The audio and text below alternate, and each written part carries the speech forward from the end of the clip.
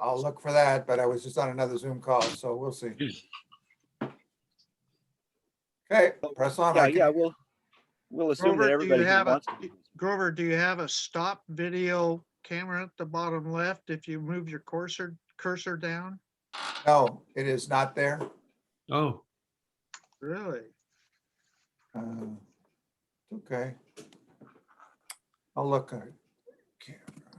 Well, please press on. Don't wait for me. okay. You might want to just sign out and then come back in. I had that problem earlier where I saw myself but no one else, or I could see others, but they couldn't see me. I don't know. Okay. You know where to find us. Yes, and I did sign out once and back on again. Okay, well, sorry, that's probably not good advice then. No, no. I'm I also appreciate having it. problems. I'm on my cell phone, just so you know. Okay.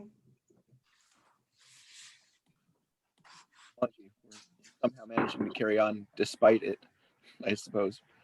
All right, well, let's start just with a roll call to see who is here. We'll go through that and then we'll talk about what's going for the meeting. I'll just say before we even talk about who is here that those of you I can see and even those who I know are around, it's great to see you. It's been a while. A lot has happened as we've been discussing, some dramatic and some maybe not so, but yeah, it's good to see you, and I'm kind of excited to have a chance to get some updates and hear what's going on. I'm sure most of you, all of you, have been sort of wondering, eager to hear, and looking forward to finding out what kind of progress has been made and what's ahead. So that's basically what's going on tonight. So we'll get into more of that. But yeah, let's go through my list. I've managed to dig that up. That's right.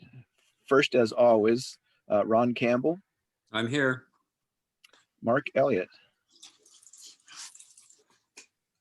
I didn't see him. No. Dennis Hickey, Here. of course. Kim Parman. Here. Rose Ojeda. Let's see, Anna Hosley is out, right? If I remember, I've got an old list. So Yeah, she's not in.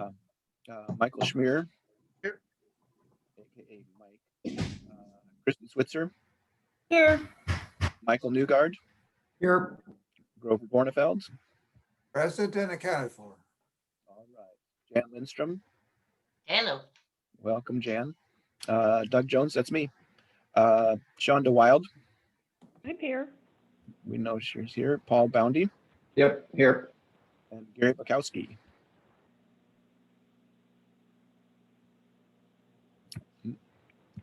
No Gary this evening. Okay. Or at least not yet, anyway. So this evening, we're going to get some updates. That's mainly what's going on. The agenda mostly says Catherine. Jim and the Opsis crew are here to provide supporting backup and their perspective on things. We're going to be hearing updates on where things are going, updates on what's up with the team, the scope of work and schedule as it's looking forward for Opsis, discussion about project costs, near-term schedule, those kinds of things. So I'm just going to leave it at that and let Catherine take over to talk about who else is here besides the people we've named. Thank you, Catherine. All right, thanks, Doug. I'm hearing an echo. Are you guys hear me okay? Sounds fine. Okay. So let me see. I want to introduce everybody who's here from our side. Wave when I call your name. Let's see if I got an up-to-date list. So we've got Laura Zentner, our Director of Business and Community Services, and Allegra Wilhite, Deputy Director. We've got Amber Johnson, who's our technical person. She's not going to wave. She's behind her beautiful photograph. Ellen Rogelin's here from, what are you? Public and Government Affairs, Ellen and Amber. We've got Jessica Boderin, who's taking notes. She's behind her. You need a picture, Jessica. We've got Heather Cook here, a senior planner from NCPRD. Mitzi Olson, is, where are you? Director of the Library, Oak Lodge Library. We've got Candy Ho is here, our acting director of NCPRD. And from the consultant side, we've got Jim Cowledge, principal at OPSIS, and Liz Manser, who is our new project manager. You'll hear from her in a minute. Did you wave, Liz? Okay, and we also, I see, have Commissioner Savas here. Commissioner, did you want to come in and say hi, or would you like to say something maybe at the end of the meeting? I'm not sure if Amber, you can help me do that. Yeah, I've pressed. Yeah, I'll just say a few things at the end. Thank you. Okay, thank you for Commissioner. And we have quite a few attendees as well. So we've got a big group here today. So I think I'll just jump right in unless anybody has burning introductory questions. Okay. So I think the main thing, first thing we want to do is Jennifer, as you got her email back in December, so Jennifer's taking a sabbatical, and Jim has figured out who's our new project manager, and that's Liz. So Jim's going to say a few words about Liz, and then Liz is going to say a few words about Liz. That's great. Obviously, Jennifer played a key role in this project. We all enjoyed her presence, and so her, need to take a sabbatical. We're very supportive of her and what she needs to do. So it's like, well, who's going to replace Jennifer? And the first person that came to mind was Liz, just because Liz is a very talented architect, a strong project manager. As you get to know her, has a great sense of humor. She's just a people person, and we know how important that is to this project. She's very diligent, and she also brings a lot of experience working with the North Clackamas School District. So she's very familiar with the permitting, regulatory review, has worked on a lot of, demanding projects that are renovation additions. So you couldn't ask for a better person to step into Jennifer's shoes, and we're all very lucky to have her here. So maybe Liz, if you want to elaborate a little bit more. Sure. Thanks, Jim. It's great to meet you all virtually. Hopefully by the end of this project, we'll have a chance to actually meet in person and say hi. But I'm really excited about getting this opportunity to carry on what you all have been doing over the past year, and then carry it on into the next year and past that. I've been at OPSIS for about 8 years. By way of Chicago, I'm a Midwest transplant. And I've worked on civic and educational spaces most of my career, but like Jim mentioned, the last 4 or so years, I've actually been working on mostly bond work with the North Clackamas School District. So you guys are you're all probably familiar with some of the projects that I've worked on in the last couple of years, since they're all in your neighborhood.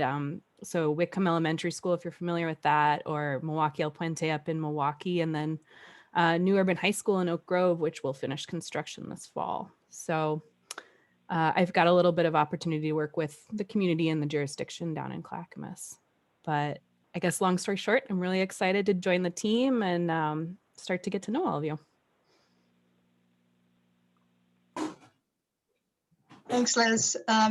So another piece of news about your project manager, and that would be one about me.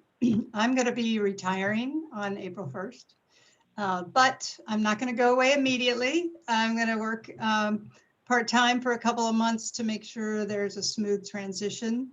My position has been posted, and we're expecting the first round of applicants. We're going to take a look at them on March 8th. So that's not very far away, actually.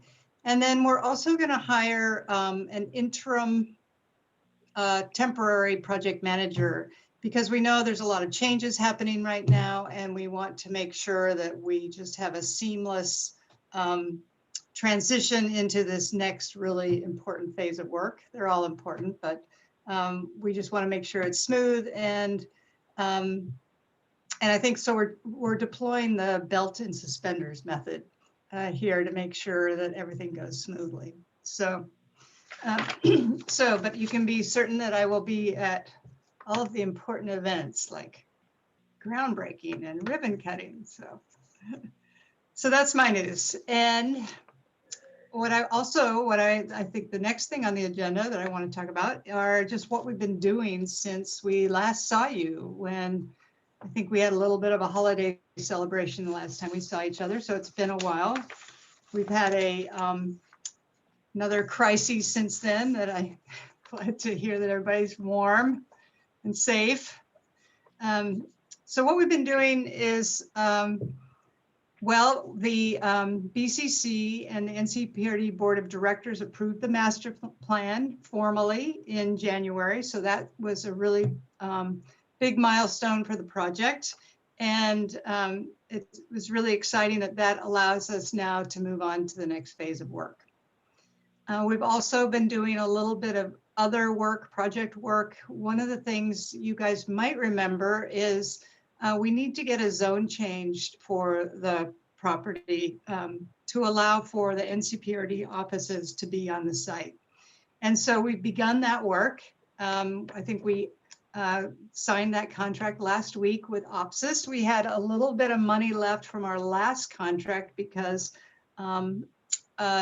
the OPSIS team was very careful with their contract. And also we didn't get to have in-person meetings, but that did save a little bit of money. So we're using that money to move forth with the zone change. And it's a very public process, and there's a lot of pre-work that has to be done. So don't worry, nothing's going to happen without you knowing about it. There needs to be a transportation study, and we also have a land use planner on the OPSIS team. So we'll talk about that a lot more at a future meeting. And then the main thing that we've been doing is we've been developing OPSIS's scope of work. So the master plan work is done, and as you know, and then we're moving into this next phase of work, which is going to last about 1.5 years. And so that's what we're scoping out, is this next 1.5 years of work. And so in order to have a contract, we really have to work through all of the details and all of the expectations, and you really have to put on your future thinking cap and make sure that you've got everything ready to go. So we've been working on that. And then just for your information, then there will be a separate, it's basically an amendment to a contract for construction. So we've been working on that, and we're like 99% there, and we'll tell you a little bit more. We're hoping to take that to the board soon. And then the other thing that I've been working on is the total project cost. You saw that on the agenda. So I've been digging into that in great detail to confirm, verify all of the numbers that we got through the master planning process, which was a pretty quick process. So it was time for us to sort of take a pause and go back and take a look at those numbers. And that's on the agenda, so I'm going to share that with you today too. So jumping into a few slides that we have for you, bear with me. I am going to share my screen, and then I'll make sure that everything is working well.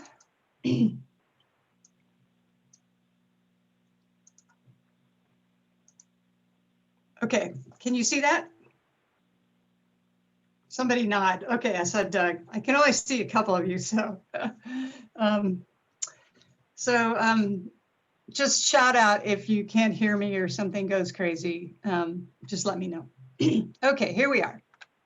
So today, the things that we're going to show you, we're going to talk about are the schematic design through permitting. That's what we're going to be working on in the next little more than 1 year. And I'm going to talk about that. And then Jim and Liz are going to talk about schematic design. And then Liz is going to talk more specifically about the public involvement that we anticipate doing.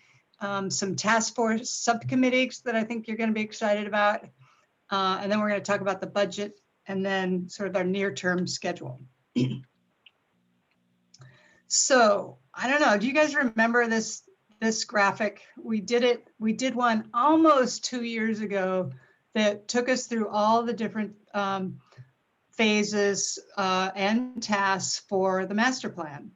So we're using the same graphic, and if we were in person, I'd be handing this out to you in 11 by 17. And if I get an opportunity where I need to send you something else, I'll send this with it so you can have this for your notebooks if you still are keeping track of your notebooks. So what we have here are the different phases between now and all the way through to construction. Well, not now, the master plan is done. We get to check that one off. And then we've got these 1, 2, 3, 4, 5 phases left in the project. So the first one is schematic design. This is a really fun part of the project where things really start to gel. All the concepts start to gel. And then there's design development, which gets more and more detailed. Construction documents where it gets even more detailed. And then permitting and bidding, and then into construction. So just briefly, so that you know a little bit about these sort of our timeline that we're looking at. The end timeline is the same as it was when we spoke to you last. We're intending to break ground on spring 2022. And the goal is still to break ground on both the Concord site and on the Gladstone site. So happily, we're still on schedule to do that. And then we're anticipating, but wait, I digress. Let's go back to schematic design. So schematic design is about 3 months. So that's going to take us, spring and into the summer. Design development is about 4 months. And so that's that more detailed work. And then construction documents is when OPSIS really puts their head down and all their sub-consultants and engineers put their head down and put together the drawings, which will allow the building to be built by the contractor. And then we go into permitting. The bidding part is when we will get a final price from the contractor. They will bid their subcontracts. And then, and I'll talk a little bit more about that. We're planning on doing hiring a contractor early to get on board early to become part of the team and help us control the costs and also be part of the team and have a full understanding of the project at the time of construction. And then construction, we're thinking is 15 months or so. We won't know exactly until we get the contractor up and running. So I was supposed to be doing that with this graphic, so hopefully you could read that. And now I'm going to turn it over to Jim, and he's going to talk about schematic design and design development. Yeah, great, thanks, Catherine. So the next 3 months coming up, that's an exciting part of the project where we're really starting to move into refinement of the plan and getting into the exterior character, interior character as well. So our first step is really refining the concept design that we've all come up with. And at the end of the master plan phase, we received a lot of great feedback. And with that too, a number of suggestions of refinements and things to look at moving forward. So that kind of becomes a baseline for the first meeting that we're going to have with you, is to reference that and how we might address those concerns that were raised, as well as just further development of the plan. The exterior character of the building is super important, how it's going to relate and tie in to the Concord School. So very excited to start to explore that with you.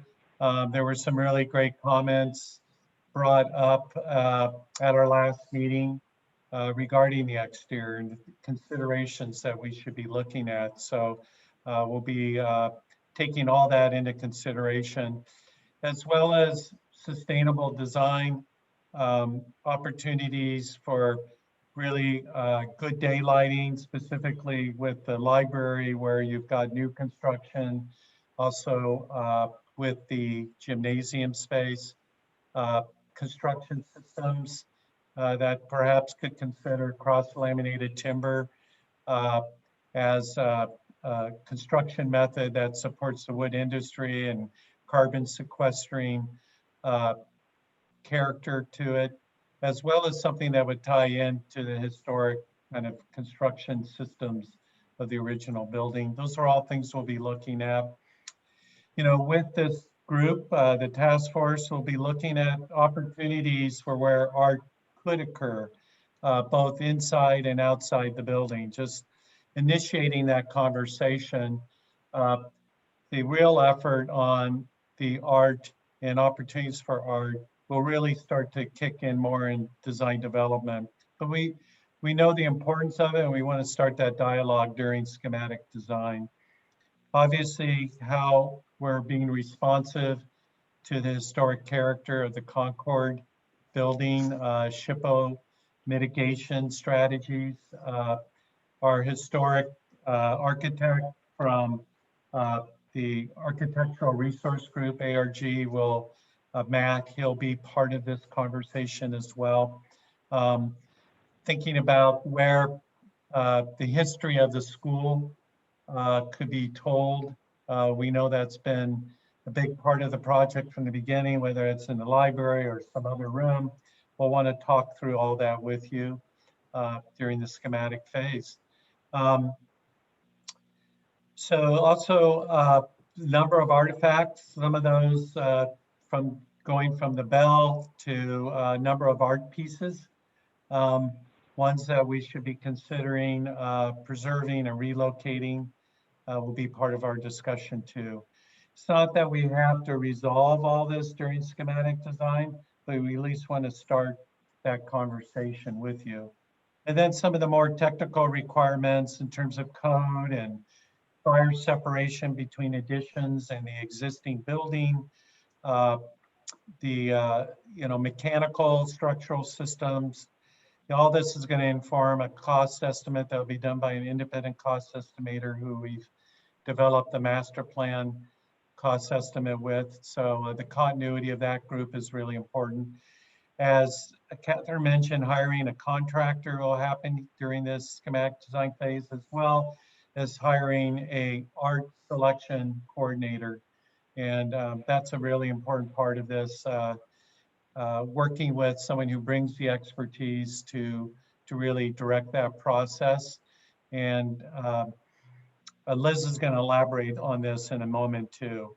And then also establishing who might be on and participate with a voice on sustainability, the art selection. We would certainly consider that members of the task force are going to be part of the art selection group, or perhaps included in the history subcommittee. So we want to, during this process, figure out which of the members here of the task force are going to participate on these various subcommittees.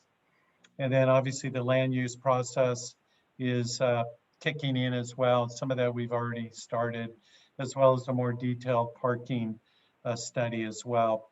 I'm not going to go into the community engagement part of it, which includes also meetings with the task force. Liz is going to go over community engagement. So after we have our detailed cost estimate, and we feel there's a reconciliation between that and the actual budget, there may be discussion about, elements that might perhaps be in an add alternate list. That means elements that you would like to have, but they aren't absolutely critical to the project. Well, we may start that discussion depending where we come up with our estimate at the end of schematic design. So we want to feel like we're on solid ground, and then we'll move forward into design development. And that's a longer duration of time. It's instead of 3 months, it's 4 months. We start to get into much more detail in the floor plans, wall types, more precision on the furniture layouts, and even starting to look at what are the types of furniture elements that would fit the building character and quality. And that's certainly true for the library, but also for the community center function. And we want to make sure that that's all well integrated. We have, I didn't mention, we have a number of other members of our team who will be joining us. Julia is a very talented interior designer who recently moved to the Gladstone area. So she's very excited about working on this project, and there'll be these will be both Gladstone Library and this project ones that she'll be enjoying herself personally. And we also, just on that note, have a very talented project architect as well, who has worked on some of our more complex renovation addition projects, Aaron, who will be on the team. We'll just be refining structural, mechanical, electrical systems. All of that is really important in terms of the evolution development of the project. And then from your standpoint too, some of the things that would be really fun is the actual selection of an artist. We hope that will be confirmed and finalized during design development, as well as any of the mitigation strategies to working with SHPO from the history perspective, also opportunities to celebrate the history of the building, and location again of these artifacts, art pieces, and then of course a estimate at the end of design development. Our hope is at the end of design development, we'll have the contractor on board, and so we'll actually have two estimates, and that's actually very advantageous to the project. So there'll be two perspectives on cost and then a reconciliation between the contractor and our independent cost estimator. And that's when we feel you really get the most accurate understanding where we sit with costs. So that'll be a very important aspect of the project. So with that, I think I'll hand it over to Liz, and we can come back to this with questions later, but we just kind of want to move through this part of what we wanted to share, and then we can open up to questions later. Great. Yeah, and I'll just kind of dial in to what Jim mentioned in terms of the public engagement aspect of each of these phases. So we've been talking about how we can expand what was started in the last phase in terms of engagement, and expand that work. And we're currently looking at it from two approaches. One would be from public update meetings and task force meetings, and then the other would be the formation of 3 subcommittees from the task force. So in terms of the public meetings, right now we're targeting 2 public events that we would put in different parts of design. So we'd start right after schematic design, which Jim just explained, and then have another check-in when design development got finished. And we could circle back around and talk about the feedback that we got from the first public event and how we've responded to it and incorporated that feedback. We want to do the same kind of check-in with underrepresented groups. We're calling that a focus group right now. And this is we're working out the feasibility of this and how this would work during COVID and figuring out the best way to reach these groups. But like I mentioned, the same kind of after schematic check-in and then after design development check-in. And then of course we'll have task force meetings that we're trying to space at correct intervals throughout the project to get the right kind of feedback and check back with you with questions, with budget updates, with design updates, land use updates, things like that.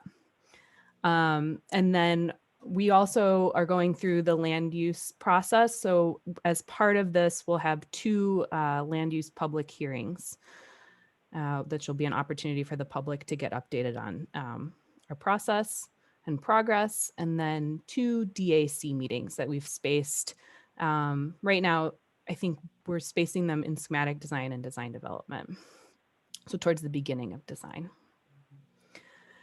The 3 task force or subcommittees that we're forming are sustainability, art and history. Sustainability, we're targeting one kind of meeting for that subcommittee, and that would be what we call our sustainability charrette. A charrette is kind of for those who aren't familiar with the term, it's just a workshop that we all get together and try to come away with one kind of design direction and list of priorities to move forward with. We're planning on working with the Energy Trust of Oregon, or ETO, which is a nonprofit that helps consumers, both commercial and residential, reduce their energy usage. And this is through a series of incentives and programs.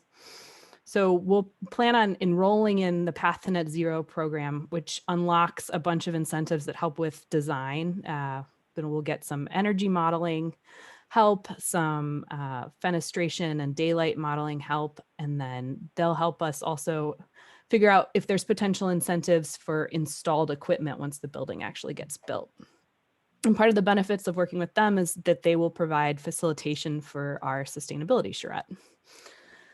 And as part of this, we are also working with the 1.5% green energy technology requirement that requires public buildings to designate 1.5% of their project budget to green energy technology. And in this case, we're obviously looking at solar panels on the roof. So that whole conversation will be roped into the sustainability charrette.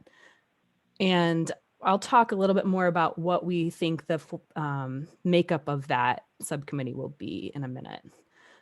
The next one is art, and Jim did a good job of kind of mentioning what we're trying to get out of this subcommittee. We are planning on designating 1% of the project budget to art, which is a pretty typical plan for public buildings, with the hope that we could potentially coordinate with the Friends of the Library. We're planning on hiring a public art facilitator that can help us guide us through this process and connect us with artists and understand the process of finding potential locations, whether it be integrated into the building or standalone part of the park. And then we'll check back throughout design as the design of the art progresses. So this is we have it laid out for about 5 to 6 meetings in terms of a commitment. And then the third subcommittee would be the history subcommittee, and that's working with our SHPO requirement, which is the State Historic Preservation Office, and then also finding just ways to integrate the history of downtown Oak Grove. And that'll be working, like Jim mentioned, with us and with our consultant ARG. And we'll review what they're planning on doing in terms of the mitigation strategies, which is really just how do we document the character of the existing building and how do we really celebrate that moving forward. So we'll be able to provide some input on what, if it's going to be some sort of an interpretive display or what that actually looks like. And we've spaced that out so that we think it'll be a 3-meeting commitment during design.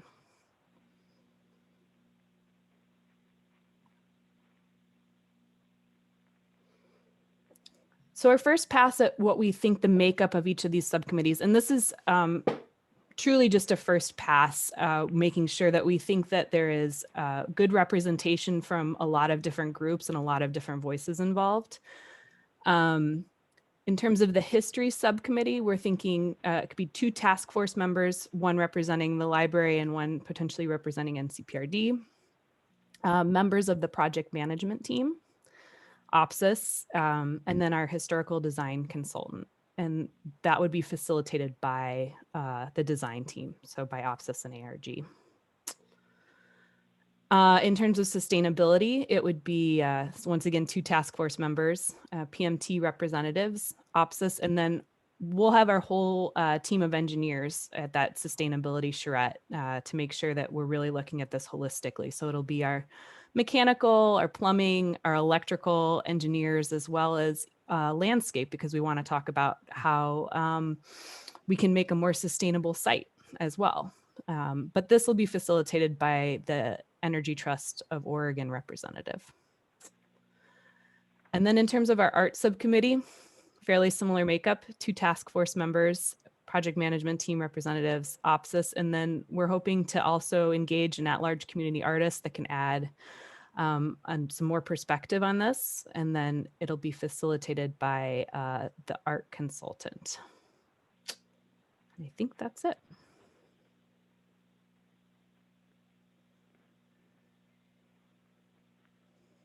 Okay, so that's a lot of information so far. So we thought we'd just take a little Q&A break and see if you had some questions. I know that some of you probably do. Anybody have some thoughts? Anybody have any thoughts on the art committee, for example? I know that I got a chance to mention this at the Friends meeting when I got invited a few weeks ago, and we haven't talked to you specifically about how you might want to use your money. You might want to have a whole separate idea about what you want to do.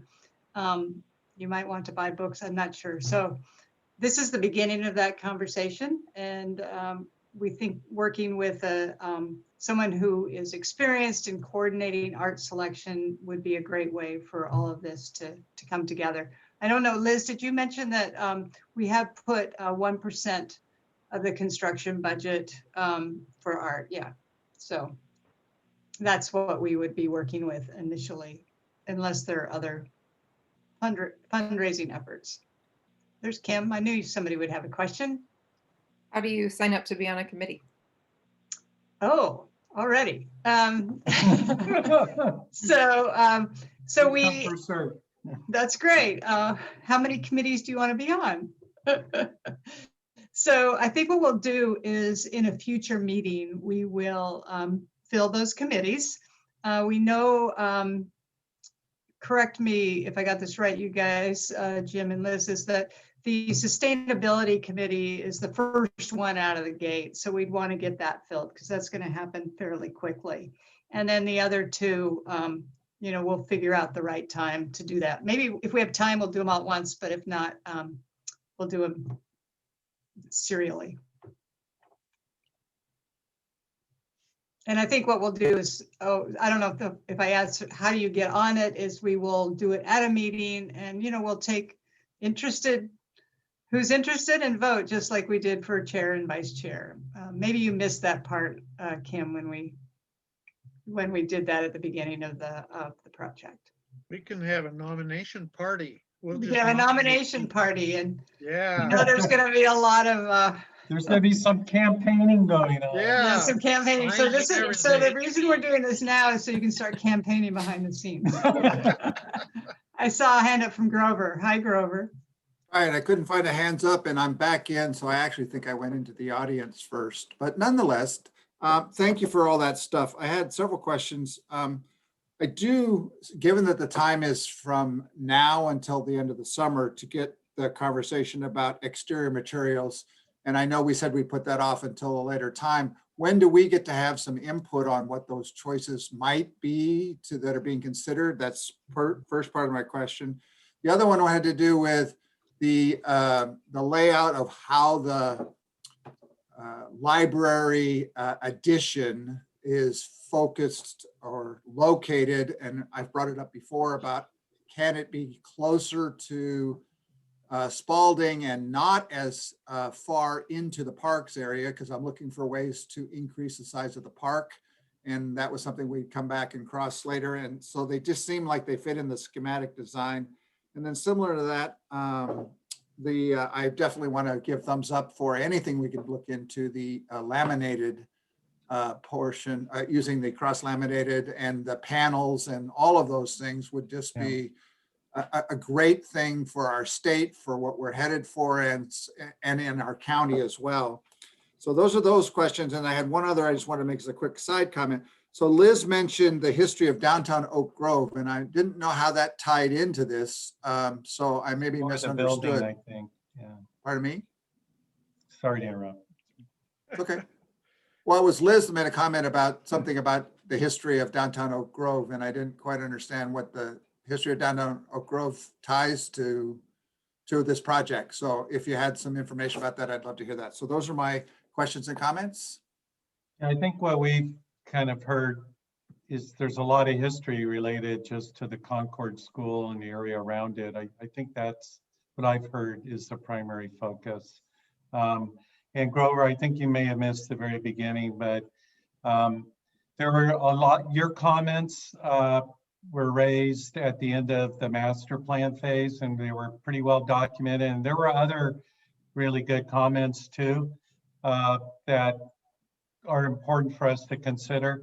So that's kind of a launching point for us, is to give feedback how we would address those comments. And that would be probably our first workshop with you. So, and we'll be talking about exterior materials during schematic design and from the beginning. So it's, you'll be very involved in all of this. So. Did that answer your questions, Grover? Yes, and so if I understand, so that we will have another session coming up at some point in the near future before you get too much put on paper as far as the exterior design materials and whether there's any room to adjust the protrusion of the library addition out into the park space as opposed to taking up more space towards Spalding. And actually, we talked about, since we're applying for changing of the zoning about certain streets and so on and so forth, to include what's possible as far as the requirements of the Spalding right of way and how much of it has to be maintained, since you're already looking at changes in road, what do you call them when they're vacated, et cetera. Just what options are there?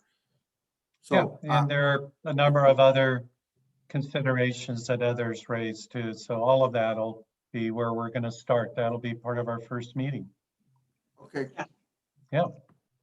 Before I call on the next person, Amber, Gary Bukowski says he hasn't been admitted, and Yeah, I just saw that. I just admitted him. He was under Deborah's name. oh, I didn't okay. use his panelist link, so I didn't I realize see. it was Okay. Gary. But he's, Okay, we've got Deborah in substituting as Gary. Or Gary substituting as Deborah. Okay, Mike, you had a question. Yeah, Grover, don't despair. We'll get Liz educated as to the proper nomenclature between Oak Grove, Jennings Lodge, and Oak Lodge. We'll get all that straightened out. Sounds good. Got to cut her some slack. Liz, I'm suffering from some senioritis. What is DAC meetings? That's Oh, go ahead, Catherine. so the previously the NCPRD had a district advisory board. It was the acronym DAB. Familiar And with then- DAB. And then it went on hiatus. It is reforming now, and it is reforming as DAC, District Advisory Committee. And they are the advising the commissioners on NCPRD affairs. So that's got the new acronym, and we're trying to get used to using it. And my final thought is I just can't decide which subcommittee I want to serve on. I know, I bet it's tough for you. Yeah, that's a tough one, Mike. Well, maybe depending on how much interest there is, maybe you can figure out a way to be on more than one. Okay. Are there any other questions? Okay, we're going to power on then, and welcome, Gary. Nice to see you. Okay. Yeah, I've been watching since the beginning, but nobody let me in. Yeah, sorry. Yeah. We're glad you're here now. Okay. So, can everybody see that? Great. Can I? Okay, we did that. Okay. So one of the things that I mentioned we've been doing is taking a really close look at the costs, project costs. So just quickly, and I'm channeling Jennifer here now because we talked about this, I think back in May at this meeting, where we talked about the difference between about a total project cost and then two primary categories that make up the total project cost. So the first one is the direct project cost. The second one is indirect costs. And just in case, just to confuse you, sometimes they're called hard costs for direct, sometimes soft costs for indirect. And so there's a few other ways of talking about these categories.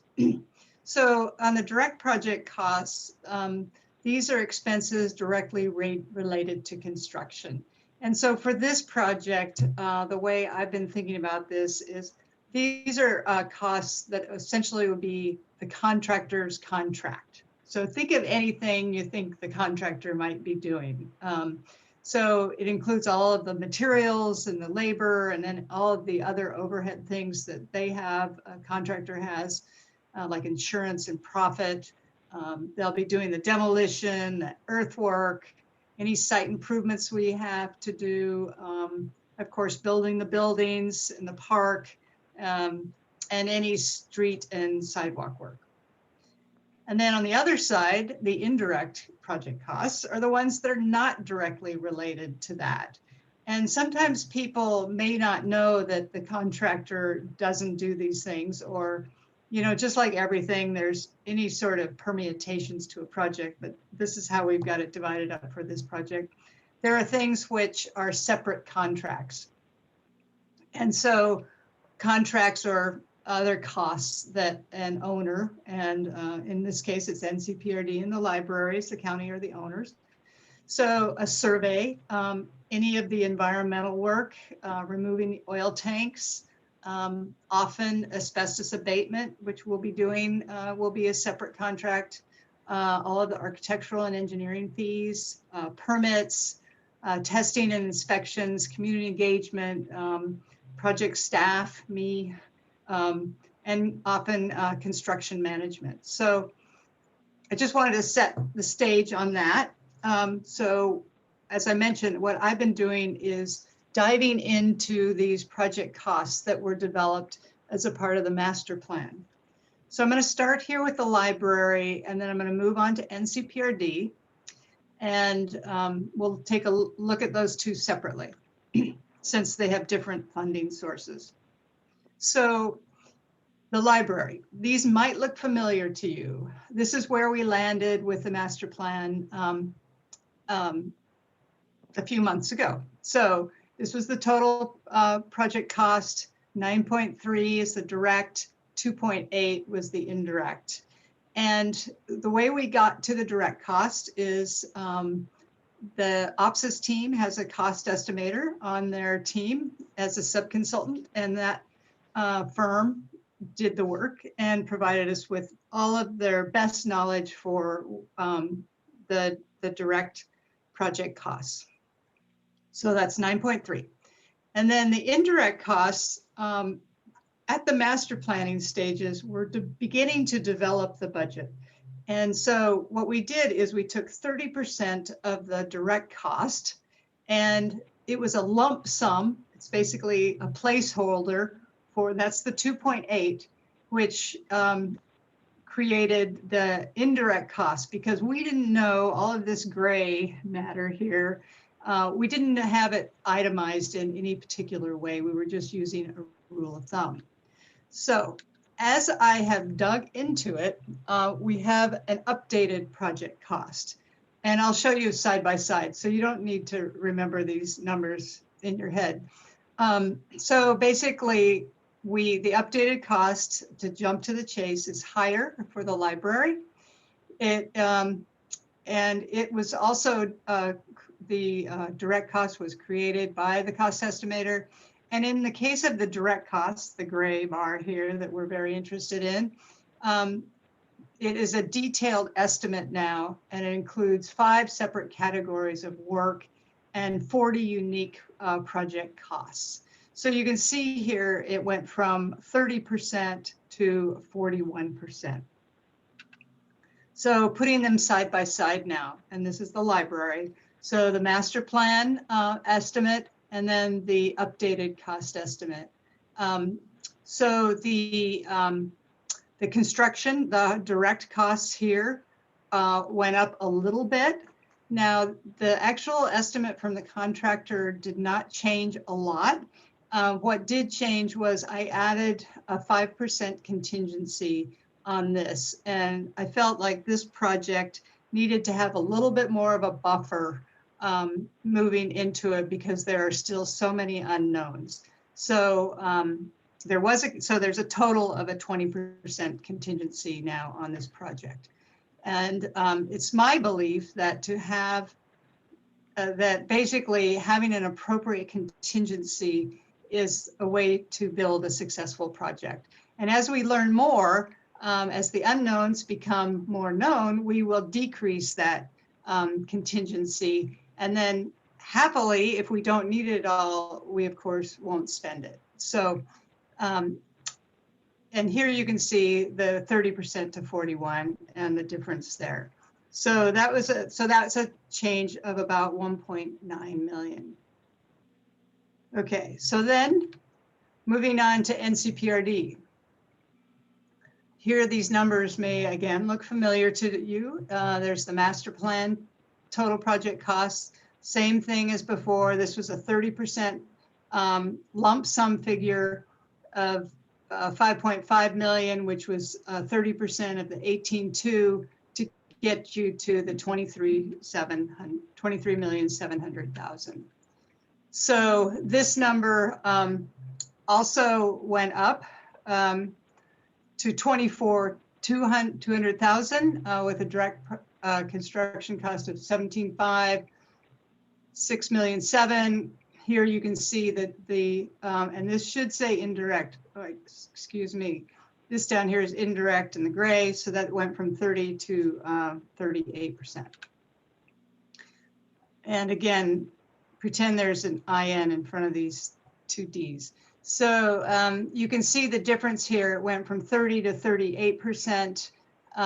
The master plan, the actual construction cost went down a little bit here in the final cost estimate, and that was because as you know, when a cost estimator is doing an estimate, it's a little bit like, you know, the opsis team was painting with a big fat brush, and you know, as each time they learn more and more about the project, they feel like they put in less contingencies to refine their numbers. So that's why this one came down when they learned more about the structural and the mechanical systems, even in just the master planning phase.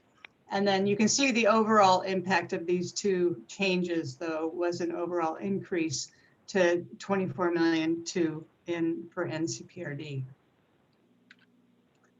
So obviously these were in still the early stages of the project, but this is what I know so far and sharing that with you today. Why the change? So the lump sum versus the detailed, to the extent possible, you know, the project costs are going to fluctuate as we move forward. They're going to change a little bit.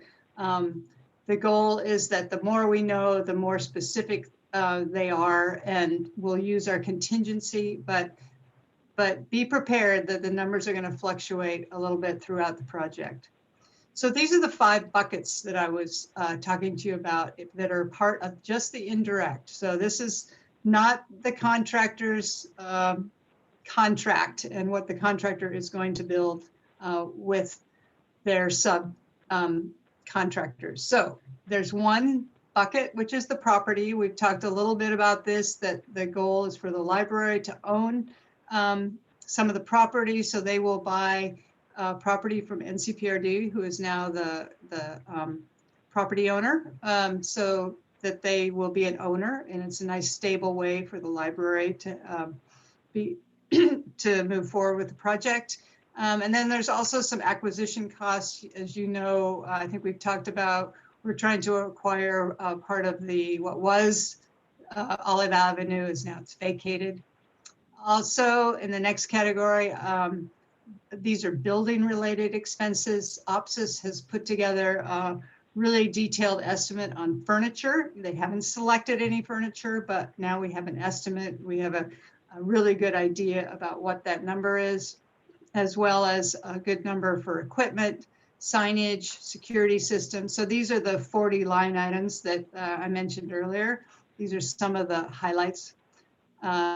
Architectural and engineering fees, public involvement, building permit, system development charges, which is various entities charge for any new impacts on the system.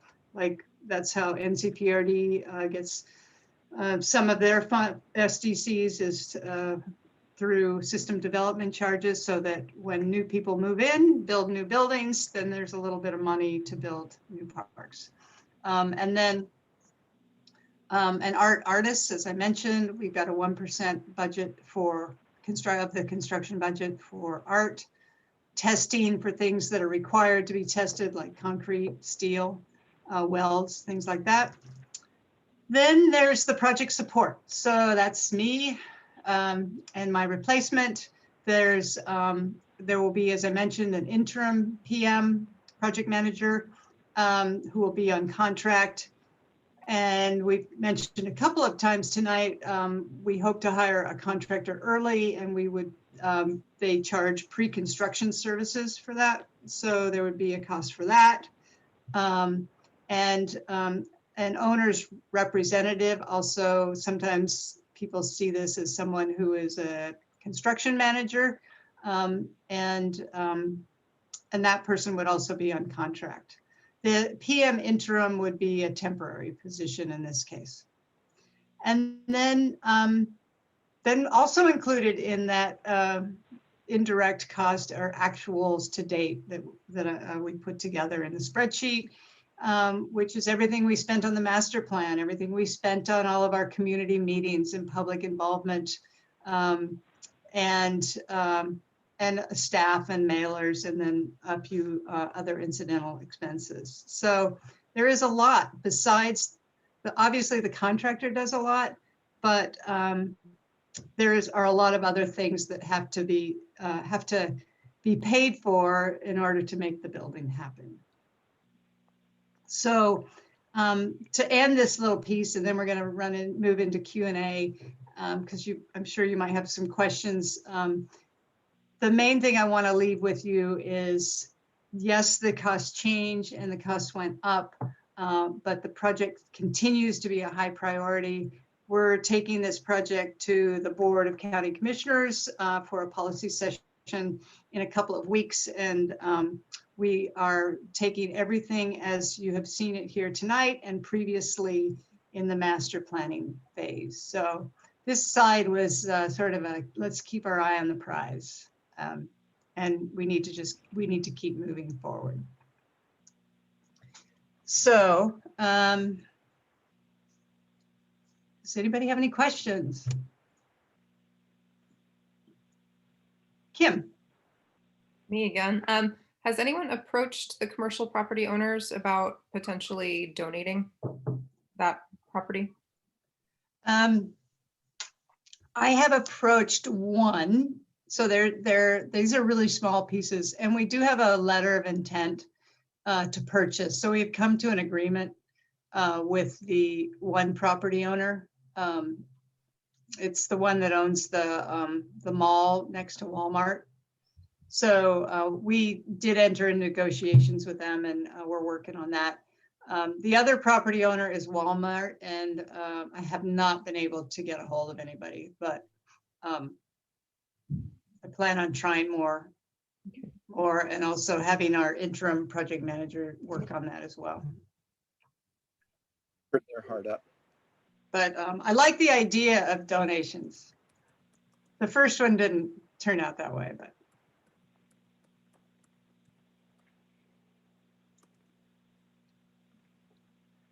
Yes, Mike. On that same note, so the first one you were talking about is the owner of those oak trees? Is that what you mean?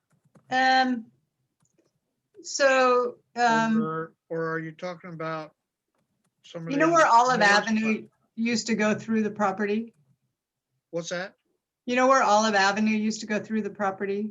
Right, yeah. So, here, you know what? I'm gonna put, well, what's your question? And then maybe you Well- could put the site plan back up. I happen to have it right here. I think you just answered it. You're talking about just potentially purchasing Olive Avenue, not the property close to Concord. That's Not owned. the old Goodwill. Oh, yeah, no, true. Okay. Yeah. Yeah, and actually the Olive Avenue, what happened is it was vacated at some point. Right, And what they do when they vacate it, you know, they split it in half and give Right. half to one property and half to the other. So we essentially want the other half back. so Walmart owns part of that Olive Avenue, and what's the other firm? It's called Brolin is the name of the person. Oh, okay. Yeah, it's a smaller company. Yeah. Hey, Christy, yes? So there's an increase in cost. When do we discuss where the increase in funding is coming from? Well, what we're going to do is take this full proposal to the board to move forward with it as it is. And then we don't know what they're going to say, but that's our proposal, is that we move forward as is. Meaning the county would pick up the remaining balance. Yeah, there would be probably two funding sources, either the county and then NCPRD would need to come up with some additional money as well. On the NCPRD side, NCPRD has never had a full funding package, so we've always thought that we may do, I think Jim talked about this a little bit, an alternate to the project where the gym may become an alternate. We're not sure. I think what we'll need to do is assess that at the end of schematic design. Okay. When we get the next estimates in and we have more time to take a look at funding sources for NCPRD, yeah. Okay, and one more question if I can ask. We had a team that was kind of help running the meetings, not Jennifer, but I'm forgetting. Allison. Yes, Allison. Yeah. Are they still involved? Yeah, so they are a subconsultant to OPSIS, and they will be working on the public involvement piece. Now, we didn't bring in Allison back as a facilitator. We were looking at ways to be a little bit more economical. And, you know, I love Allison. I would have her back in a heartbeat, but we were really just trying to be judicious with the funds. But they will be back for the public involvement piece and also for the focus groups. Okay, thank you. Yeah, because I know I'm not nearly as good as Allison is. No, I just noticed her absence. Yeah, I know. I really miss her. Gary. I may have missed this when you were going through the last set of financial figures, but did I hear you say that NCPRD would be the building owner? Well, NCPRD does own the building now and the property. And Right. so the proposal that we're talking about now is that the library would buy a piece of property for the library. So Okay. buy property from NCPRD. And the library would own the library part of the Yeah. extension? Yeah, Yeah, we don't quite know what the structure is yet, but yeah, that's the idea. okay.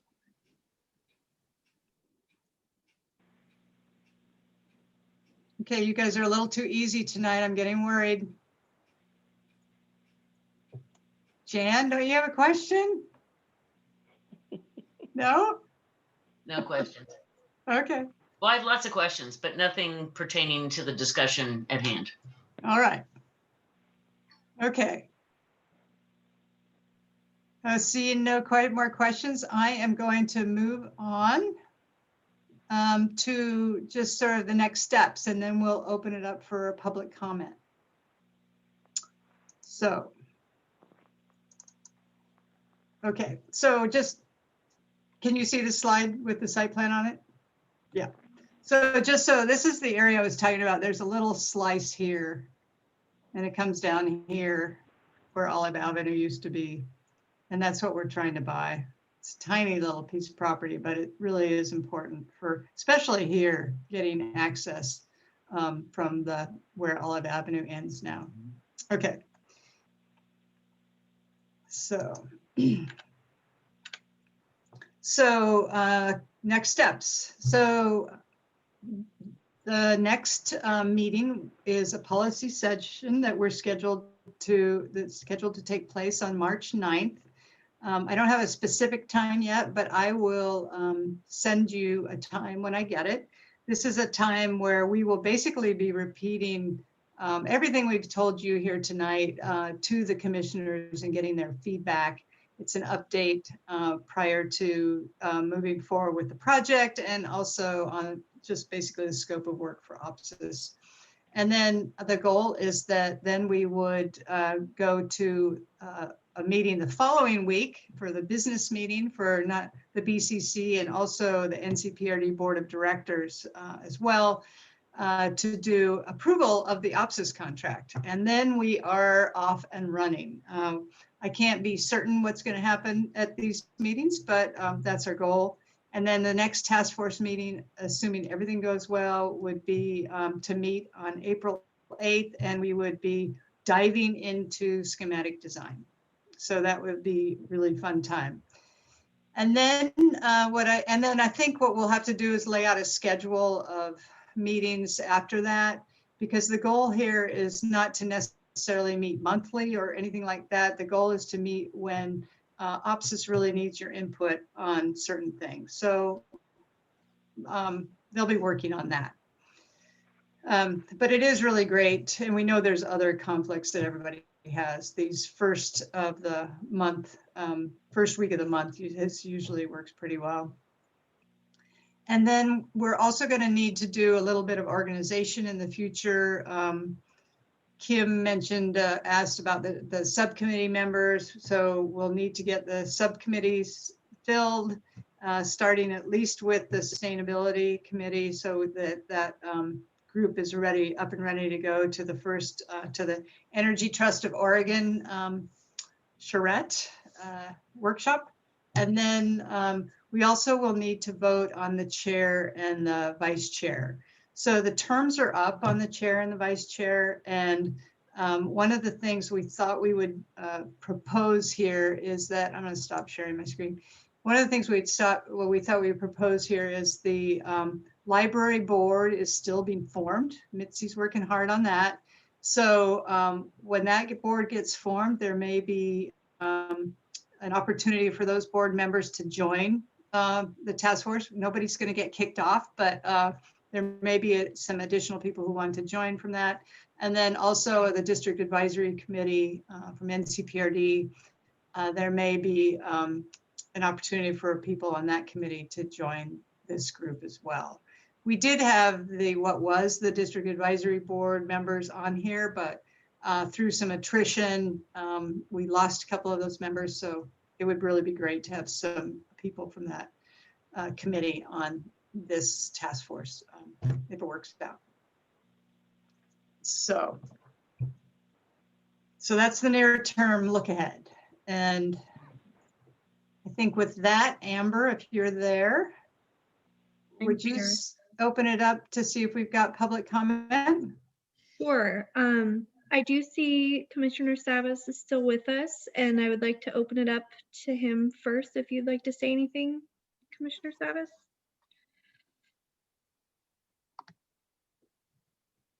Sure.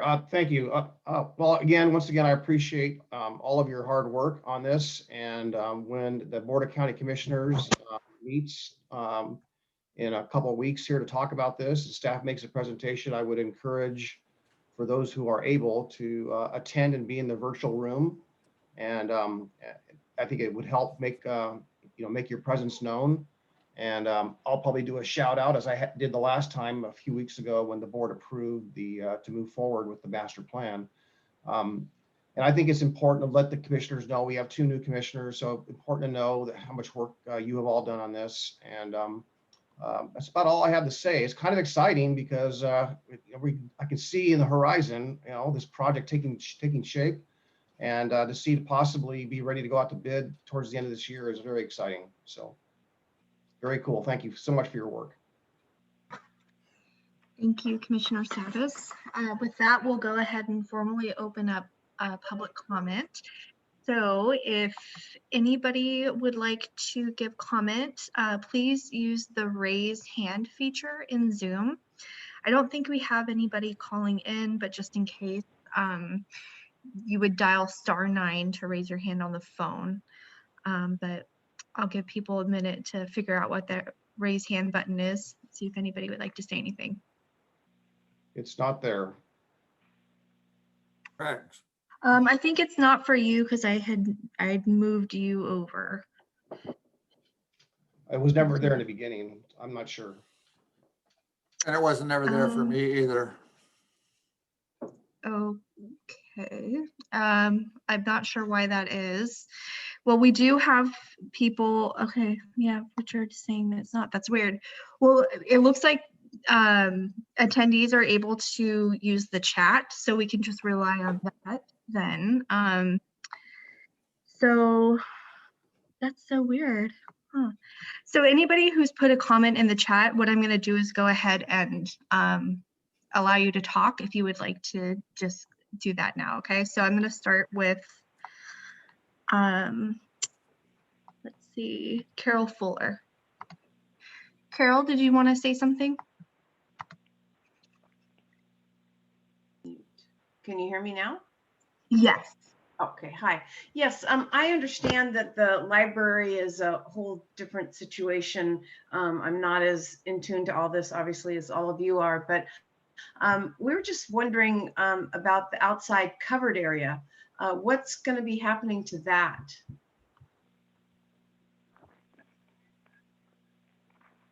Yeah, right now we don't have a covered, it's basically where it was a covered play structure for the kids. That area is being repurposed to, I think it's mostly parts of the parking lot right now. I'm reading your chat about the need for multi-use areas. So we do have some soft lawn area for multi-use area in the project. And then we don't have exterior area right now for pickleball and basketball, but we do have a whole new gym area for pickleball and basketball. So I think that is going to be a really great amenity for the community for those things. So they are going to use the gym for that kind of activity? Yeah, yeah. Oh, wonderful. I wasn't sure about that. I went early on and saw the area, but I thought it was all going to just be library and arts and other activities, which are important. I'm not putting it down. We just don't have. So there's a whole existing gym that can be used for those kinds of activities, and then also a new gym planned as well. So that would certainly be used for basketball. Okay, well, I would help out trying to get that organized for pickleball. There's quite a community. It's the fastest sport growing sport in the United States, and it's all ages, and it doesn't cost anything. Right. Yeah, I agree. I know. Candy knows a lot about the desire for pickleball in the district. Okay, great. Thank you. Thank you.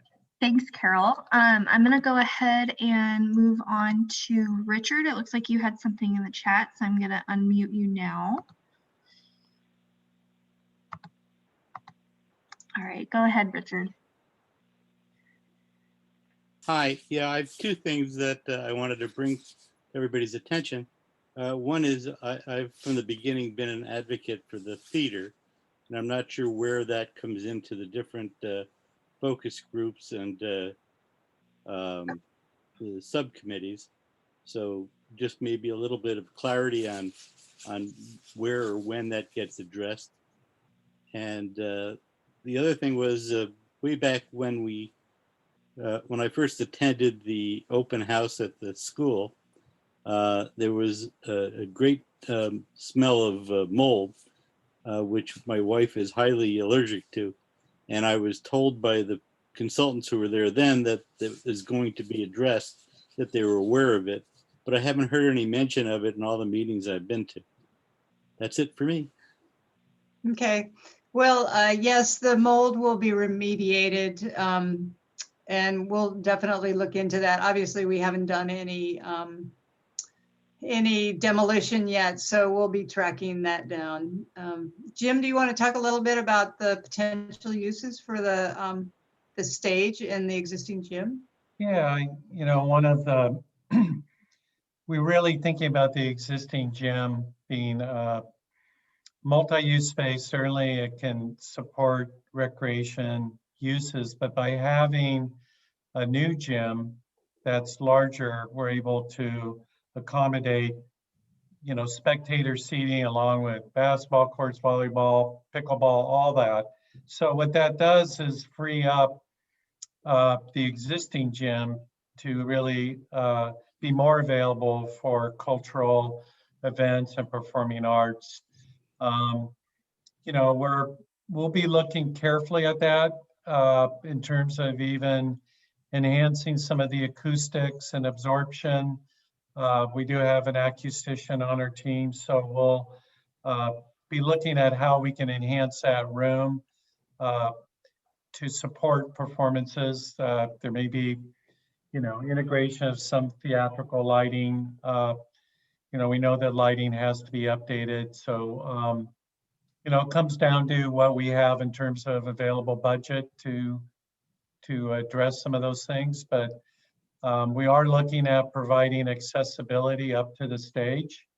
That's something that is really important to have an amenity like that. So we are looking at, because of the dimensional constraints, it'll be more of a wheelchair lift that takes one up to the stage. So yeah, we think that's an important amenity. I remember, comments you brought up early on. I think that was very influential actually in making sure that the existing gym is really multi-use and can serve cultural events.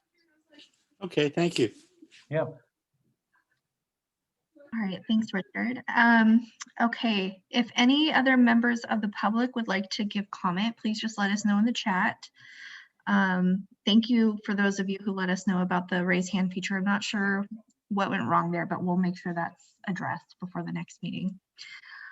All right, I'm not seeing any other comments in the chat. So with that, we will go ahead and close out public comment. Thank you, everybody. Okay, back to you, Doug. Catherine, Jim, Liz, nice to meet you. Thanks for joining our team. Looking forward to everything going forward. Not so much looking forward to Catherine's retirement as much as she is, but we, of course, I'm not alone in wishing you well, Catherine. Your commitment to this project has been inspirational, I think, for those of us who are looking forward to what this project does for our community. We've got a lot ahead of us. We've covered a lot. There was a lot that went through tonight, so hopefully everybody was able to absorb it fairly well. I think Catherine did a good job of making sure that it was all presented, as well as Jim and Liz. Yeah, I appreciate the comments from Commissioner Savas to say, let's, if you can, be present at the BCC meetings. Even if you're not allowed to speak, I think it sounds like they appreciate the presence and being able to recognize that this is something important to our community, and especially with the two new commissioners who maybe haven't had a chance to experience the passion that we have for this project and interest in seeing it go forward. So it'd be nice to have us there for that. And then assuming everything goes well, sounds like we're looking forward to, I think it was April 8th, seeing you again and going from there. Great to see you again, as I mentioned earlier, everybody. Take care. Thank you, Doug. It's great